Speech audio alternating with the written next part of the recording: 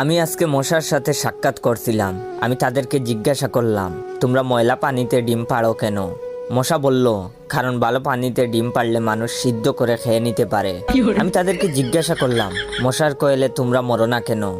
মশা বলল, আমরা যদি মরে যাই তাহলে কোয়েলের ফ্যাক্টরি বন্ধ হয়ে যাবে। আমি আবারও তাদেরকে প্রশ্ন করলাম, তোমরা মানুষের কানের কাছে এসে জ্ঞান জ্ঞান করো কেন? মশা বলল, কারণ মানুষের পায়ের কাছে কিংবা অন্য কোথায় জ্ঞান জ্ঞান করলে মানুষ শুনতে পায় না, তাই। আমি তাদেরকে জিজ্ঞাসা করলাম, আমি শুনেছি পুরুষ মশারা নাকি রক্ত খায় না, তাহলে ওরা কি খায়? মশা বলল, পুরুষ মশারা শুধু বউয়ের বোকা খায়। আমি বললাম, মশারা কামড়ালে মানুষের ডেঙ্গু হয় কেন? মশা বলল, মশারা কি শুধু মানুষের রক্ত নিয়েই যাবে, ওদের কিছু দিবে না। মশারা এত স্বার্থপর নয়, তাই মানুষকে ডেঙ্গু উপহার দিয়ে যায়।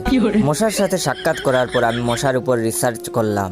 মশা অনেক ধরনের হয়, যেমন পড়তে বসলে যে মশায় কামড়ায় তারা হলো অশিক্ষিত মশা, খেতে বসলে যে মশা কামড়ায় তারা হলো ক্ষুধার্ত মশা, ঘুমানোর পর যে মশা কামড়ায় তারা হলো কাপুরুষ, জেগে থাকা অবস্থায় যে মশা কামড়ায় তারা সাহসী, মশারির মধ্যে যে মশা কামড়ায় তারা হলো অতিরিক্ত শেষরা, মাঝরাতে যে মশা কামড়ায় তারা হলো সিঙ্গেল, টয়লেটে যে মশা কামড়ায় তারা হলো নির্লজ্জ, দিনের বেলা যে মশা কামড়ায় তারা একটা ছোট লোক। আমার এই ভিডিওটা দেখার সময় আপনাদের যেই মশাগুলো কামড়াইতেছে ওইগুলো হলো প্রতিবাদী মশা।